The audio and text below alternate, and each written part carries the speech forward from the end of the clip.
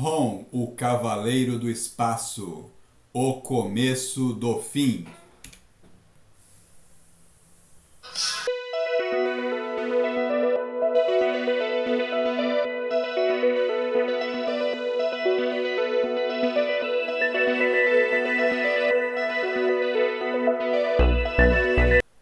Episódio de hoje: Ron, o Cavaleiro do Espaço, o começo do fim.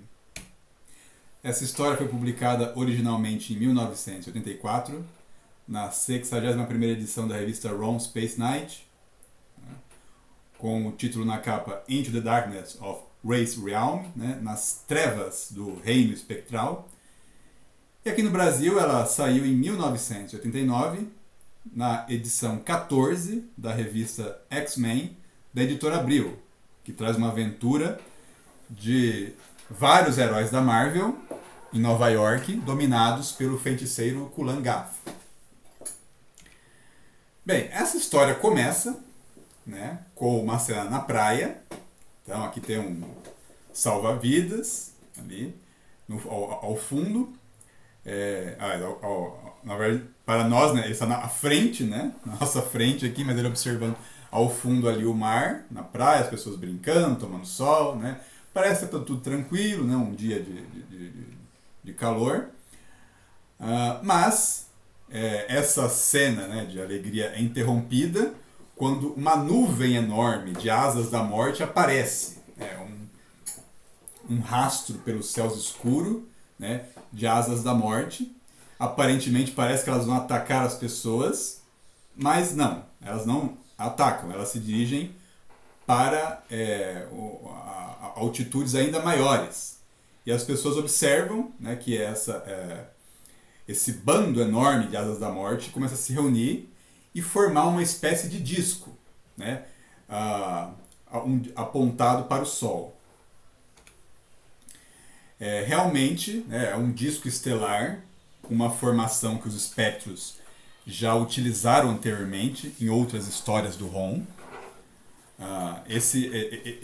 Esse disco estelar é um objeto místico que os espectros geralmente utilizam para transportar coisas de um lugar para outro. Mas o que elas estão tentando fazer agora? Esse disco ele vai se concentrando cada vez mais e de repente ele emite um raio negro na direção do Sol. Esse raio ele segue, atinge o Sol e o atravessa.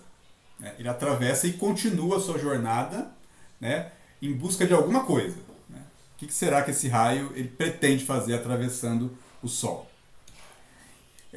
Bem, enquanto ele não descobre ainda, a gente vê aqui que o Ron ele não perde tempo e ataca as asas da morte, e vai despachando todos as criaturas que ele consegue. Ele está sozinho agora, mas ele luta com toda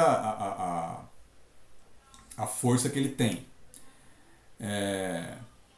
Nós vemos aqui, assim como a gente viu nas edições anteriores, o Ron agora é desenhado pelo Steve Ditko, o criador do Homem-Aranha. Então a gente percebe algumas diferenças aqui no traço. Os olhos do Ron agora são feitos de maneira diferente, não é mais aquele brilho que o Sol Buscema fazia, com um fundo escuro. E o neutralizador também está um pouco diferente aqui, desenhado pelo Steve Ditko. Bem, o Ron observa que as asas da morte remanescentes elas tentam desesperadamente fugir e elas mergulham naquele disco estelar. E o Ron ele vai atrás. Ele resolve, ele não vai deixar elas fugirem, ele vai atrás e mergulha no disco. Só que quando ele mergulha, ele aparentemente parece que caiu numa armadilha. Ele não encontra mais as asas da morte. Na verdade parece que ao mergulharem naquele disco, elas passaram a fazer parte daquilo ali. Elas deram a sua vida, a sua composição para aquela construção mística. E o Ron parece que agora está perdido naquela escuridão. Mas, repentinamente, aparece uma luz. uma luz que vai crescendo e de repente toma a forma do elmo da Starshine, que fala com o Ron, né? Para ele não ter medo, que ela vai dispersar aquelas trevas. E aquela luz ela consegue conduzir o Ron para fora daquele disco estelar, para fora daquela prisão. Então o Ron fala, não, a Starshine conseguiu me libertar, né? Mas como, né? Porque a Starshine na verdade não existe mais, né? E você vai saber disso se você assistir ao episódio dos Novos Mutantes, né? Quando o Ron encontra os Novos Mutantes. Bem, quando sai do disco estelar, o Ron percebe que agora o Sol ele tem uma espécie de buraco negro que foi criada por aquele raio, né? Ele só não sabe o porquê disso, qual é o plano dos espectros.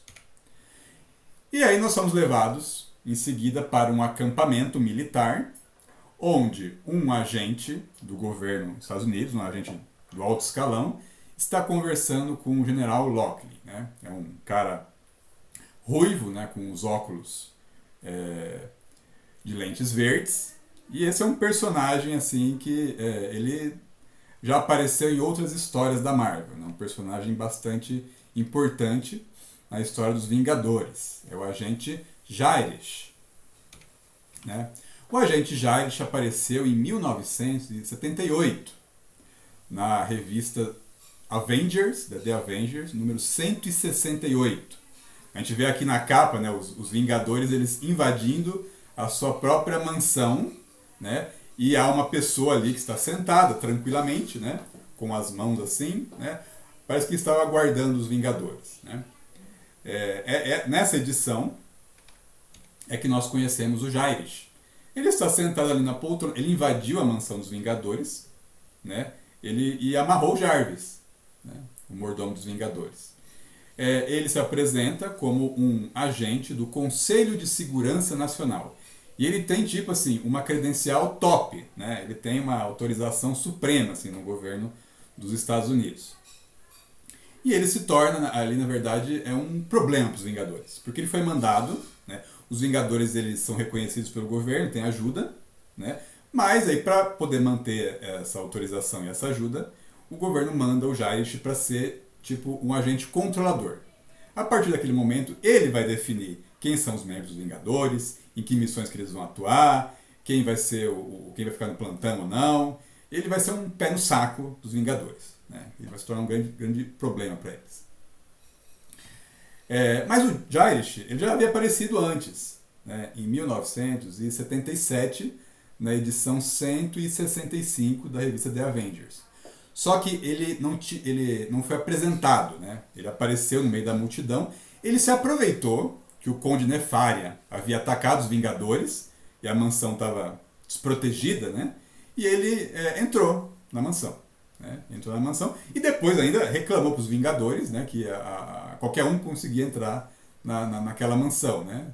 Meio que desprezando que os Vingadores quase morreram enfrentando o Conde Nefaria. Mas ele não... nós não conhecemos o nome dele nessa edição, né? Nem sabíamos que existia essa tal de agência, né? Desse Conselho de Segurança Nacional. Então o Jairesh ele foi um personagem importante, né, surgido nas páginas dos Vingadores. Enquanto o Jairesh e o General Lockley conversam, né, o Ron ele tenta encontrar ajuda para entender quais são os planos dos espectros.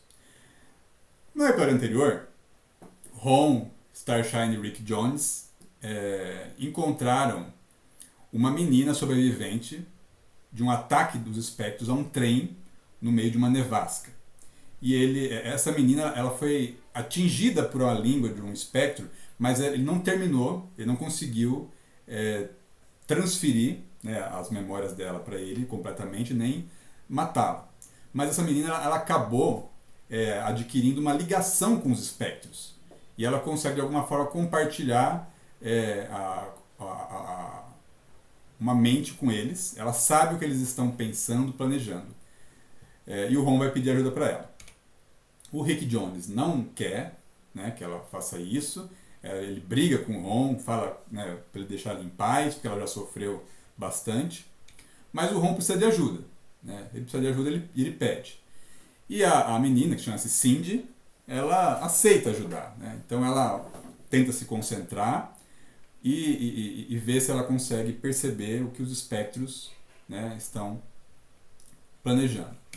E ela consegue, ela tem acesso à mente dos espectros e ela vê que o plano deles, né, eles conjuraram aquele grande disco, né, estelar, e eles querem fazer uma fusão de mundos. Ela descobre que o disco ele atravessou o Sol da Terra, né, ele criou aquele buraco negro, né, no Sol da Terra, e o raio ele atingiu o Sol negro da nebulosa negra, que é a galáxia dos espectros, e estabeleceu uma ligação com esse Sol. E aquele raio está trazendo, né, o disco estelar está trazendo o Sol da nebulosa negra para se fundir com o Sol da Terra. E não somente isso, ele vai trazer junto com o Sol, né, negro o mundo dos espectros. Ele vai viajar através de um túnel de energia negra e ele vai colidir com a Terra. Ele vai colidir e se fundir. E nessa fusão toda a Terra será destruída.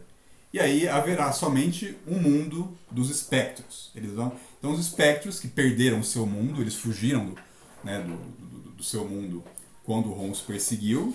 Você pode conhecer como essa fuga aconteceu na edição sobre o segundo anual do Ron, segunda edição anual do Ron, onde nós apresentamos o Esquadrão de Cavaleiros do Espaço. Tá? Os espectros eles viraram fugitivos, né? E agora eles querem fazer o seguinte, eles fugiram para a Terra, agora eles querem transformar a Terra no mundo deles. Esse é o plano dos espectros. E o Ron então vai falar, né, com o general Lockne e o agente Jairish, né? E o general pergunta, mas assim, e agora o que ele vai fazer, né? Como que você, né, Ron, derrotou os espectros, né, há 200 anos atrás, né? E o Ron fala, nós tivemos armas, né, para isso, como o meu neutralizador, né, que foi criado pela ciência galadoriana, né, que nos deu grandes poderes. O agente Jairish fala que eles são capazes de construir neutralizadores, né? O Ron fala que isso é impossível, né, porque a ciência galadoriana, né, é a prova de cópia, né? Mas o Jairish fala que existe um cientista que é capaz de fazer isso, né? E que ele conseguiu fazer um protótipo primitivo, né? O Ron fica preocupado, porque se esse homem que conseguiu copiar melhorar, ele pode ter criado uma arma, né? E o agente Jairish fala que sim, né? Mas por razões que ele não pode explicar, esse cientista se divulga a tornar essa invenção, né, a compartilhá-la com a humanidade. O general fala, mas nós estamos em guerra, esse homem está traindo a raça humana inteira. E o Ron fala, até agora você não falou qual é o nome desse homem, agente. Né? E o agente Jairish fala, o nome dele, né, nós não sabemos, né, mas ele é chamado de Forge. E aí nós vemos, né, um homem que está descendo uma escadaria que parece suspensa no ar, né, até uma escrivaninha, em direção a uma escrivaninha, uma cadeira que também parece estar flutuando sobre uma paisagem ali paradisíaca. Né. Esse é o Forge, né? Nós estamos vendo que ele é um homem que usa uma prótese, né? A sua perna direita é uma prótese. E nós vamos conhecer, né, a sua origem e o que ele tem a ver com a Guerra dos Espectros no próximo episódio. É isso aí.